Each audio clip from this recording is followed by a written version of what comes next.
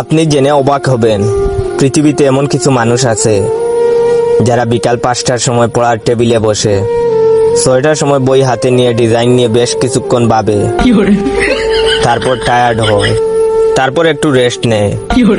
7টার সময় বইয়ের পাতা উল্টায়, উল্টাতেই মনে হয় একই হাতের নখ এত বড় কেন। তারপর তারা নখ কাটে, তারপর 8টার সময় মনে পড়ে একটু পড়া উচিত। 5 মিনিট পড়ার পর আবার টায়ার্ড হয়, হালকা বিরতি নেয়, একটু ফেসবুকিং করে, খিদা লাগে, খায়, খাওয়ার পর রেস্ট নেয়। দেওয়াল দেখে, রংটা অনেক পুরনো মনে হয়, এদিকে একটি টিকটিকিও দেখা যায়। তারপর ঘড়ি দেখে 11টা বাজে, তারপর নিজের সাথে প্রমিস করে, কাল থেকে একদম পয়রা উল্টাইয়া ফেলামু, এখন যাই জয় ভাইয়ের একটু টিকটক ভিডিও দেখে আসি। প্রতিদিন যারা এরকম করেন তারা অবশ্যই কমেন্ট করে জানাবেন।